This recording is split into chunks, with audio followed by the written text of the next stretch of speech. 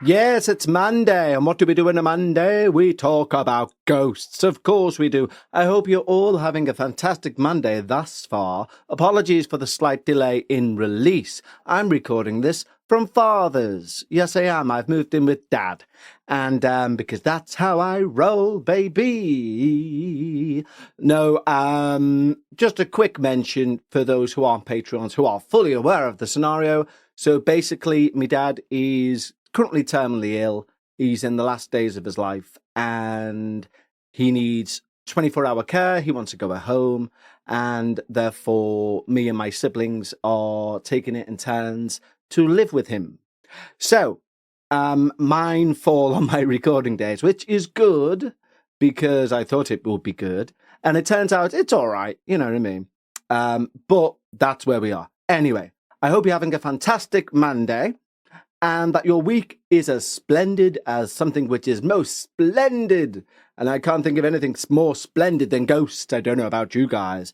What have we got in store for this week? Well, let me tell you first, right off the bat, we're not going to have a Patreon song because I think my voice at this level is already enough to make my father think, what the friggin' hell's he doing up there? So I haven't brought a guitar.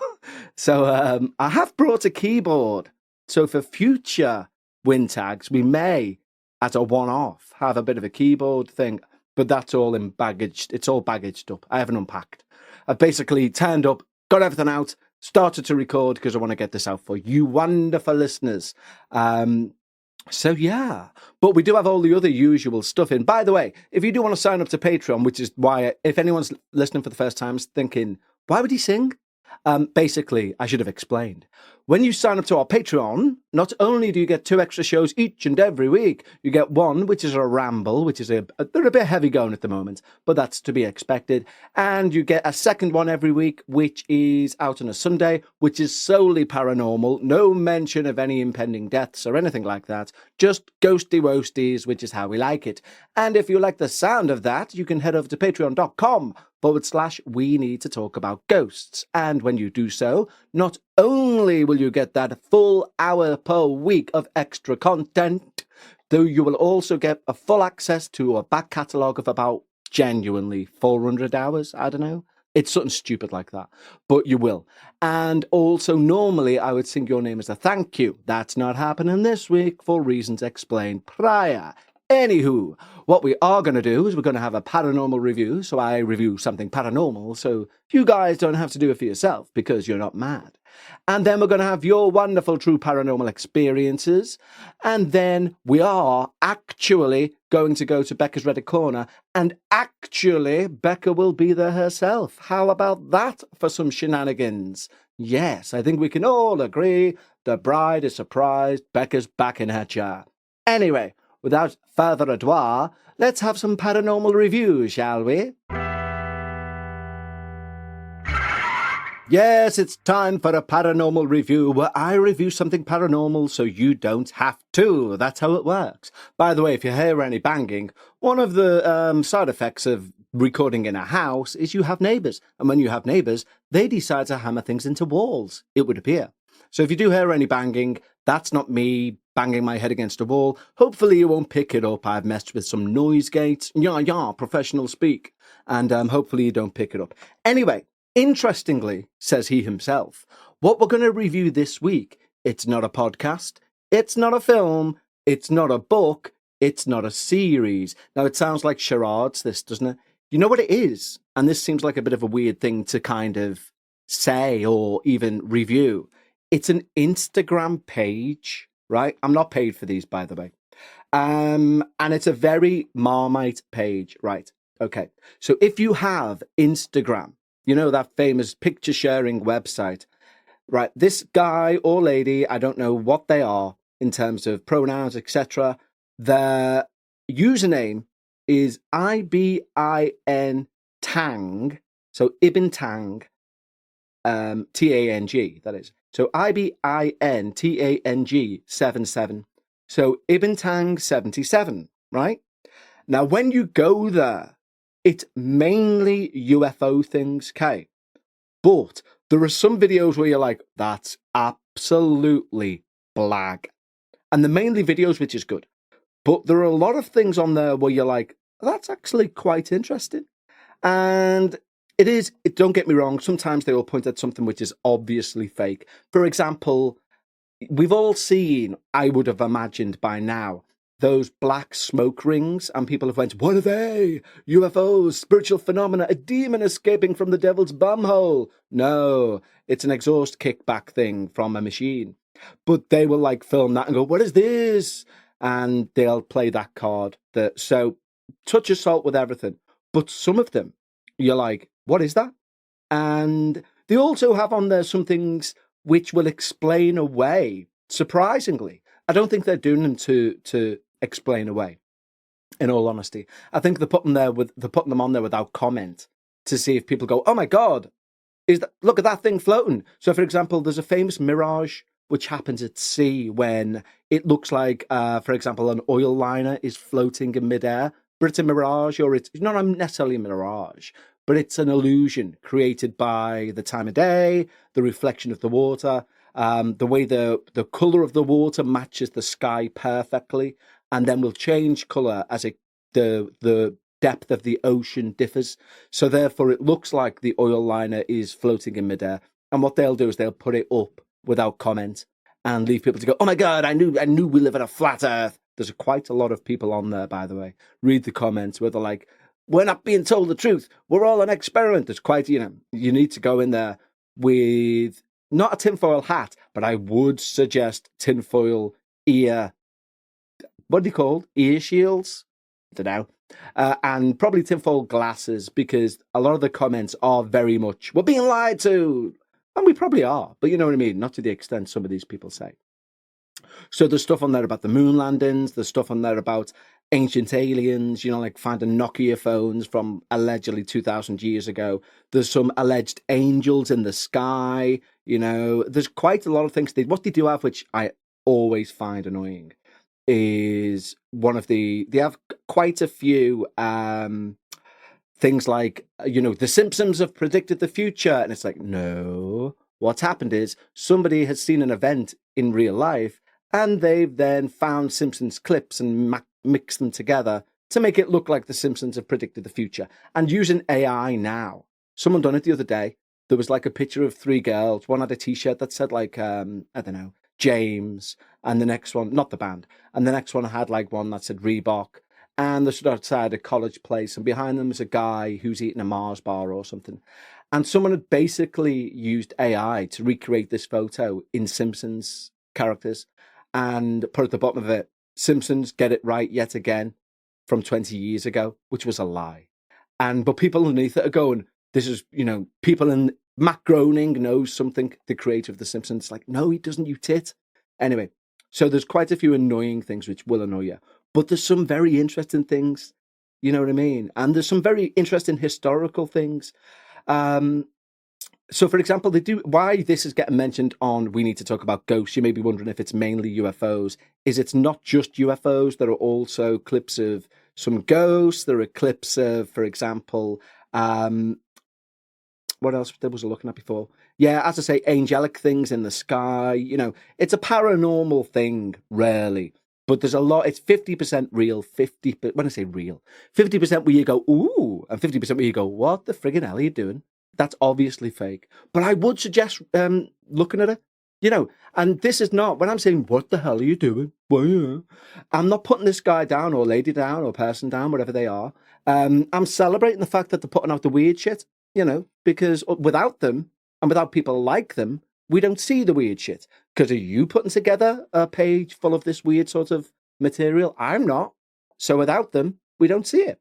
So my suggestion for this week would be go and search out. Kevin there, from England, not knowing English, but would be to get, if you don't have Instagram, download it because it's good. You don't have to set everything to private if you want. You don't even have to upload a photo.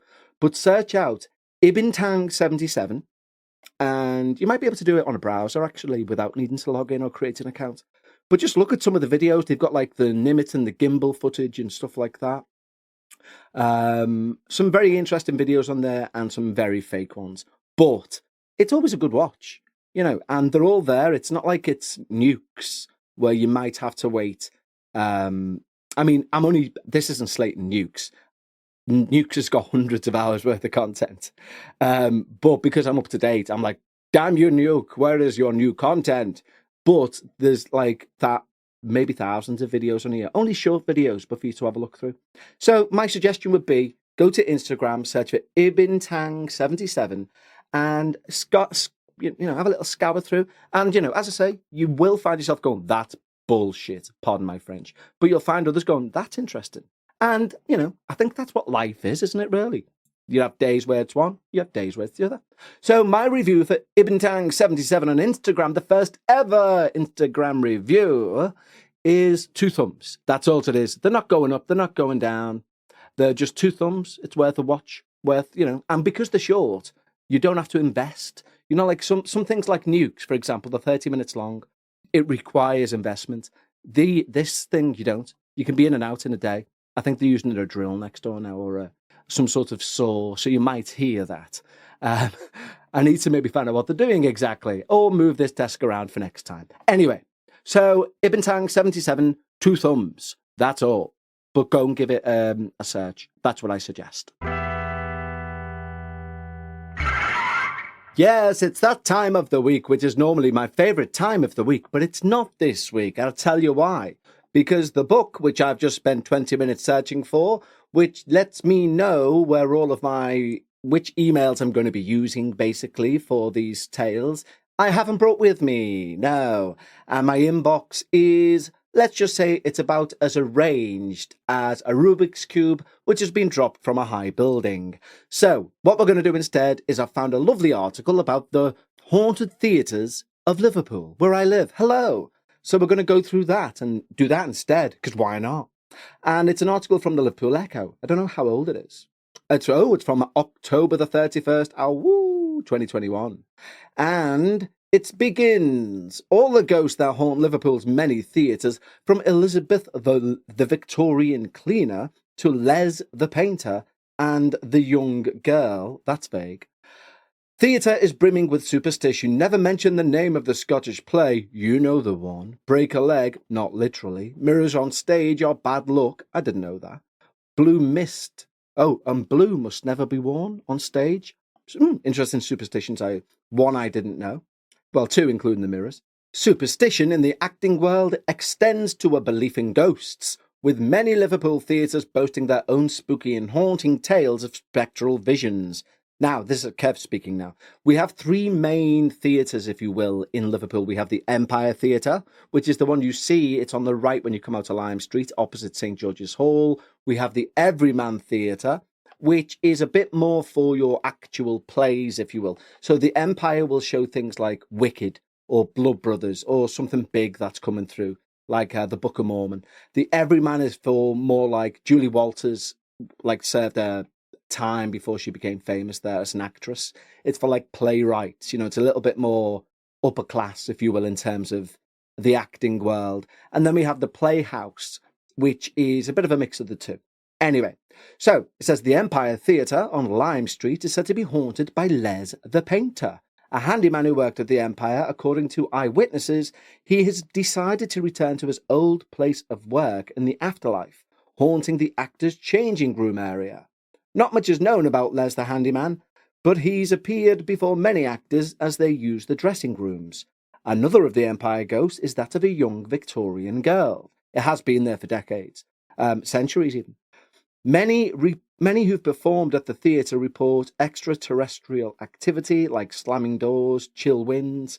The ghostly child is perhaps the most creepy of all the spectres who haunt the Empire.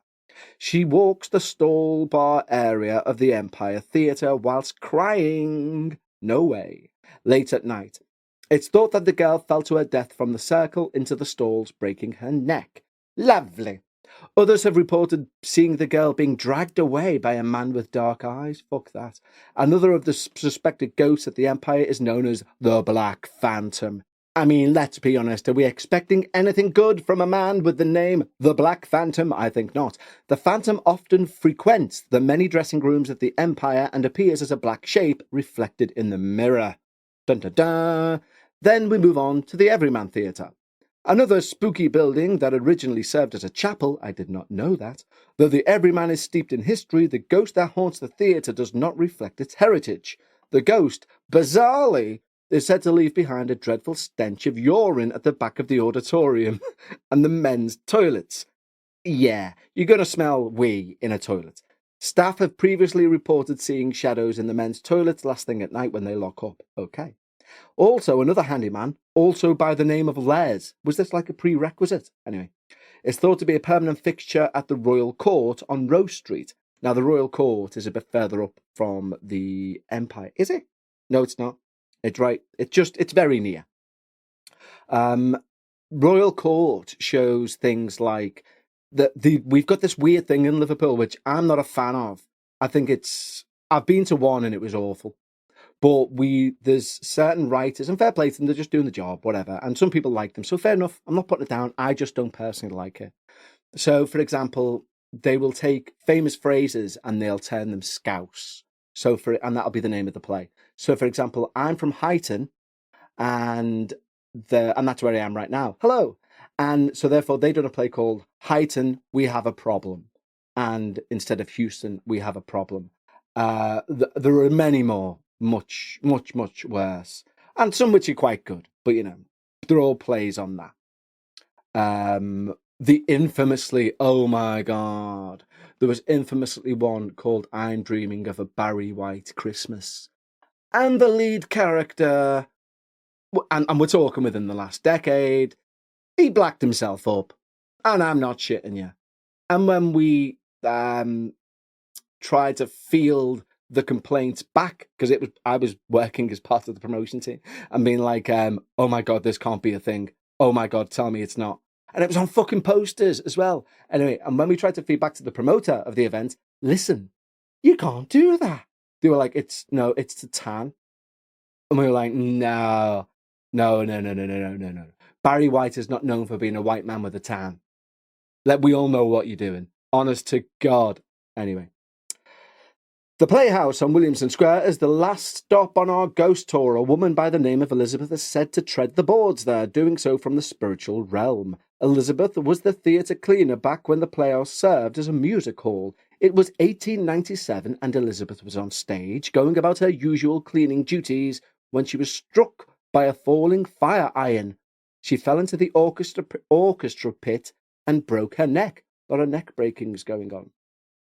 Although her death was recorded as an accident, the fire iron was water-powered and needed someone to operate it. Elizabeth's ghost is said to haunt the theatre's gallery level, specifically the seat A5, which is always cold and spooky, it says in brackets, searching for a mystery killer. Well, she's not searching very hard if she sat down, is she? She was last seen sitting in the theatre by the Birkenhead actor Pauline Daniels in 1996.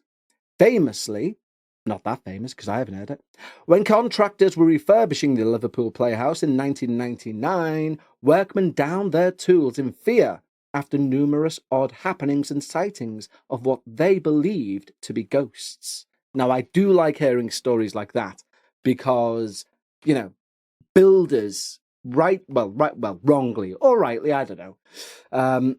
We all know they're meant to have the reputation. All right, governor, nah, fuck it. Give us another cigarette. And no, what do I want for me dinner? I want 4 pints of Stella, bag of pork scratchings, and a porn magazine. Yeah, they're meant to be blokey blokes. So when you hear they all down tools and I'm not going in there, there's a fucking ghost, then I tend to believe that a bit more.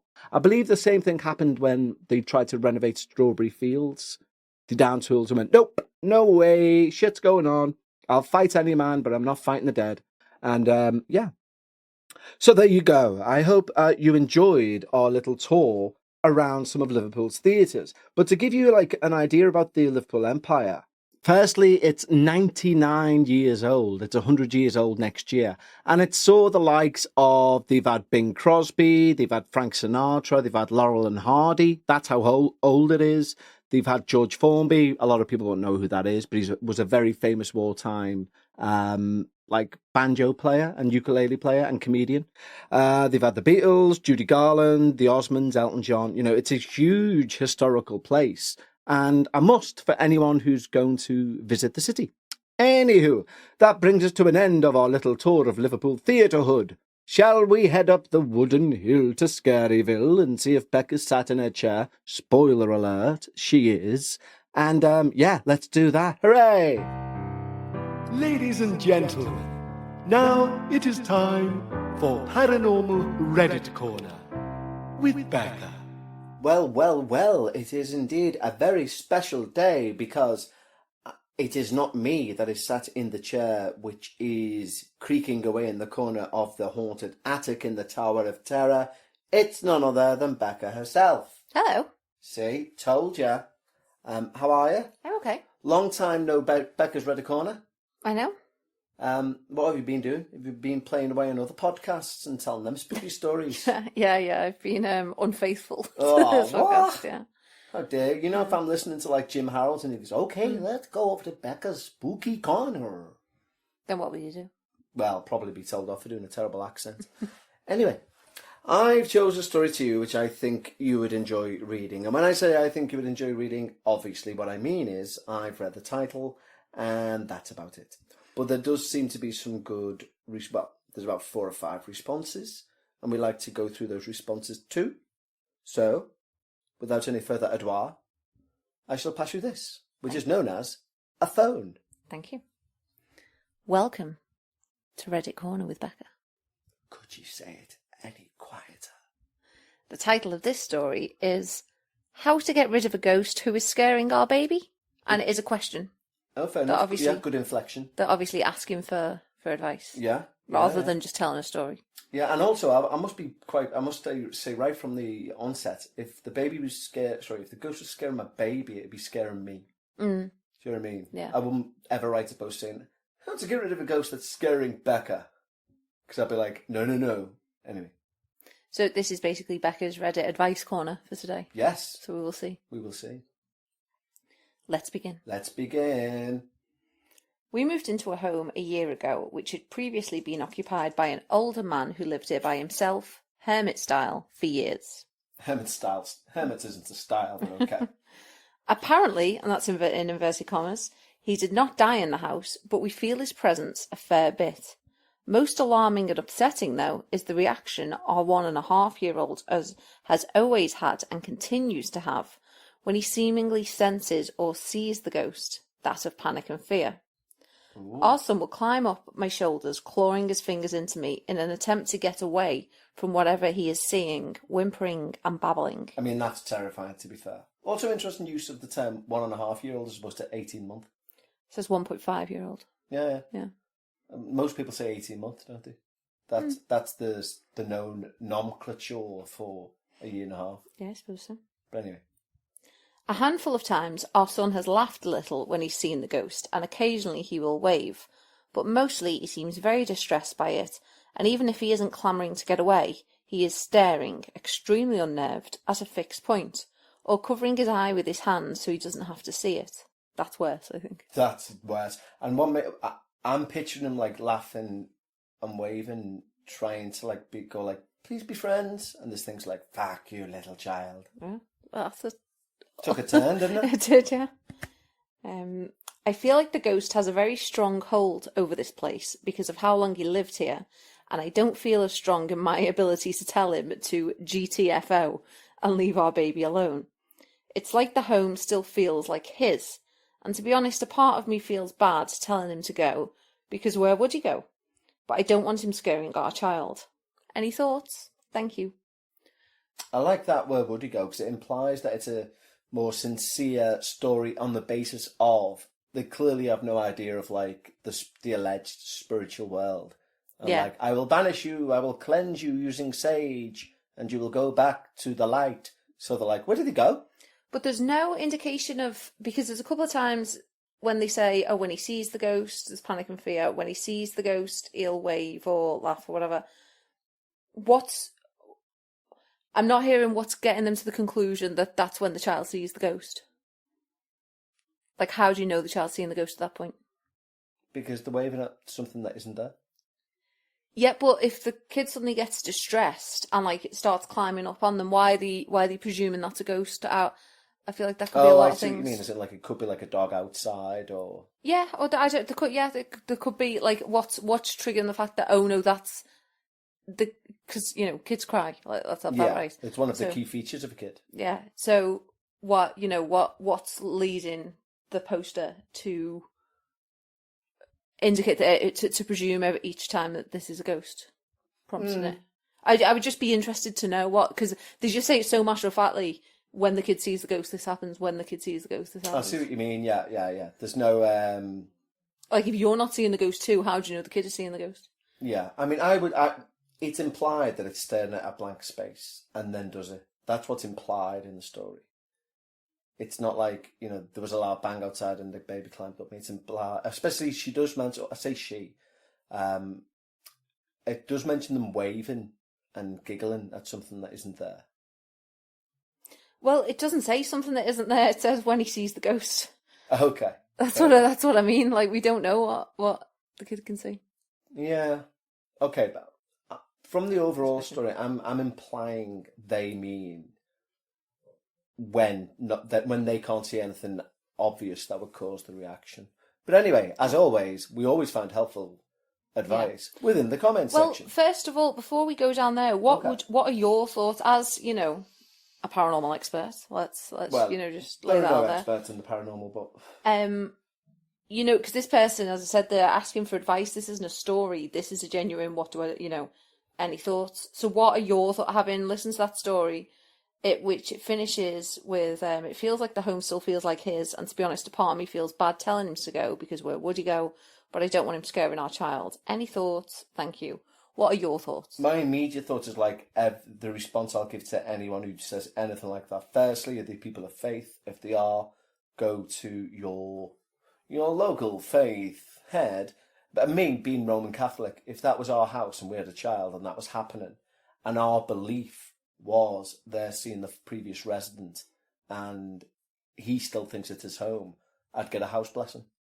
From the priest? From the priest, who would go round and... Does the priest do that? Yeah. That's why, remember my niece's christening? Communion, where he was like, this is your first step into Catholicism, and please, he said, it's funny, you all ask me to come round to do house blessings because you say you have strange things going on, and when I turn up at these homes, there is no religious iconography anywhere, yet there are pictures of, and like he mentioned, like Britney Spears or something. It's like someone really out of... really dated reference, yeah. But he's quite an old priest, but he was basically saying, like, that he does that. Like, people get in touch and says, we have weird stuff going on, please come and bless the house. And he goes and does it. So that's what, Roman Catholics are renowned for. My nan was one for, like, it was back in the day, when I say back in the day, my nan was about maybe, say, 50, 60, between 50 and 65. If anyone bought a new house, it was kind of the done thing. You'd get it blessed before you moved in. Not even, as in, like, like the way like it would be part of your check-off list. Right, like a standard. Yeah, right, paint the walls, get the house blessed. Irrelevant if you've seen or heard anything. It would be like, and you've had it blessed. Yeah, no, we're getting that on Tuesday. It's coming on Tuesday. Because it's kind of like an emotional and spiritual wiping of the slate. But this is like the terminology here, getting the house blessed, that sounds kind of different to me than what is needed here, which is someone, not like an exorcist, but is someone kind of expelling something. Well, it's the same things in reality. The prayers said during the blessing of the house is more or less a cleansing ritual. It's more if somebody who's non-religious but believes in spirituality, and they say go around sage in the rooms and stuff like that, the priest basically does the same thing. They go around with holy water and they'll sprinkle it around the rooms and they'll mumble prayers, which is like, make this place a place of warmth. Only, like, this is the house of the family that currently live here. Nobody else shall dwell within. Blah blah blah and all this. Yeah. So it's the same thing. It's a banishment ritual, really. Yeah. Wiping a slate. So when people say a cleansing, this place needs a cleansing. That's what, from a Catholic perspective, a house blessing is. It's not just like a good luck. Yeah, because it sounds just like all the best kind Yeah, of things. it sounds, a blessing means luck, really, doesn't it? So it's kind of like, oh, I'll come in and I'll say a few prayers in the hope everything's okay. But in reality, they go room to room and they sprinkle holy water and they say prayers. Right, and it's more of a cleansing. It's more of a cleansing, yeah. Okay, so let's go to the comments. Somebody says, I feel your pain and it's not a pleasant experience when a child is involved. I know firsthand the feeling. For I saw as a 5-year-old boy, but then there's a full stop, but that must be an accident, an older woman in our home in Thunder Bay. She terrified me. My parents were beside themselves being Roman Catholic. Here we go. It upset them to see me crying in the corner of my room. At 3 a.m, pointing at something that wasn't there. 3 a.m. Take off your bingo cards. Describing an older lady dressed in Edwardian clothing asking me, who are you? Why hasn't my husband come home? They had the local priest bless our house. There you go. And she wasn't seen, but everyone felt her anguish. Many years later, after I moved from Thunder Bay, the house torn down to build a transit depot, I saw historic photos of my hometown. One of them is of her and her husband, who was a captain of a ship that got lost on Lake Superior.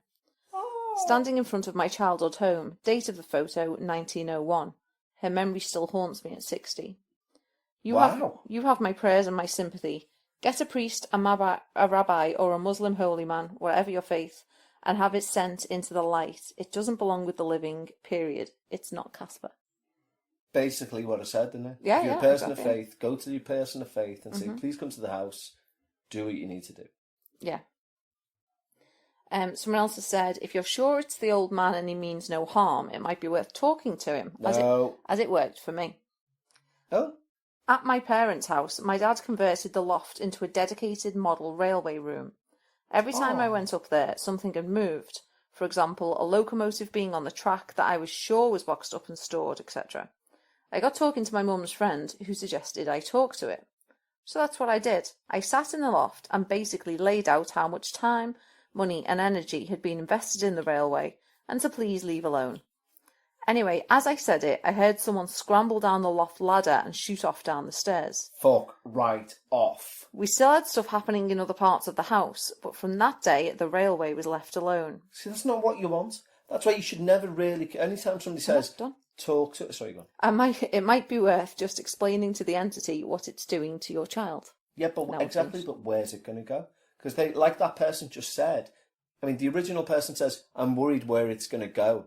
And that person's saying, well, I had an occurrence where I told it to leave the loft, and it did. It just fucked about everywhere else downstairs. But we have heard this a lot, people saying, when I finally said to it, just go, it did. Or like, you don't live here anymore, move on. And it did. Yeah, we have. And I think they're the very fortunate few.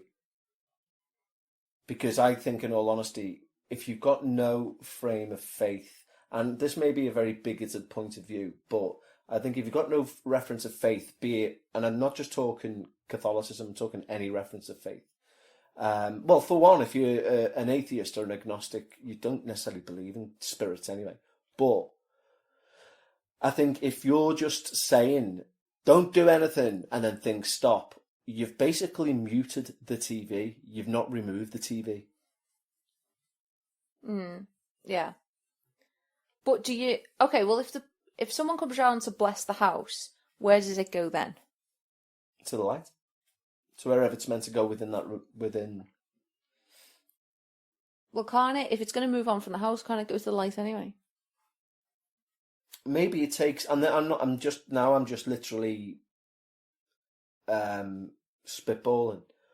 But maybe it takes a person of faith, as in a priest, as in someone who's ordained, do you know what I mean, who carries that much faith about them, to almost bring the light with them. You know, maybe they're the only people, if we're living in this world where this is what happens, maybe they're the only people who have the authority to say, I've just said a series of prayers, which in turn have opened a door for you to go through. That'd be convenient, wouldn't it, for as a paid service? It's not a paid service. Yeah. It is. It's not. It is. Becca... It's not free. Yeah, but at most they'll put a tenner in an envelope, give it to the priest and say, put that in the collection pot. I was stunned to learn when I was younger that like weddings weren't free, that you had to pay the priest. Yeah, and I must admit I was. I thought it was just... Well, funerals was the one that got me. It was like, what, you have to... Sorry, what? Yeah. somebody passes on and you have to pay the church what? Or what? Did they just... Yeah, like leave him then. Yeah. Okay, someone says, well, I don't think the man is trying to do anything to upset the baby, but you can try and talk to the spirit in a nice way. For example, please could you leave as you are scaring my son? Something like that. Yeah, Nice, that'll work. nice simple explanation.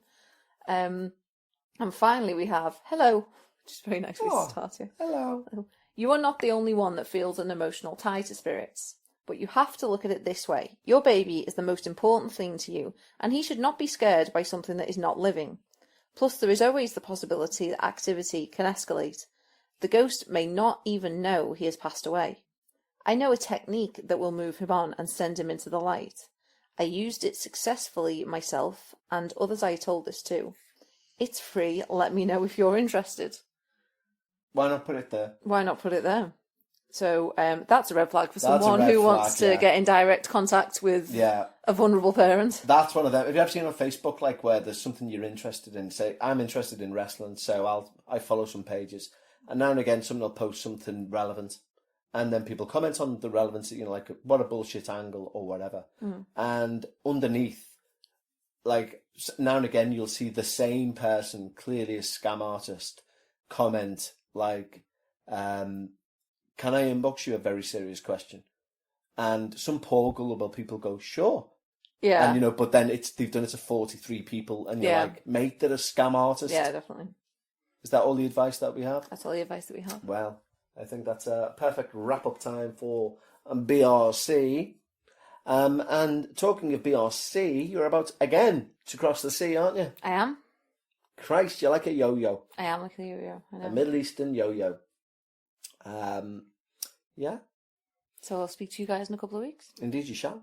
Well, as always, Becca, it's been a pleasure. Thank you for allowing us into your creepy tower of terror. You're very welcome. And, yes, we'll see you... Well, I always want to say we'll see you tanned next time, but you never get a chance to catch any of this 45-degree heat, do you? Yeah, no, you don't really. And to be like, I'm a bit of a sun worshipper and love sitting out in it. Even for me, you wouldn't sit out in this level of heat.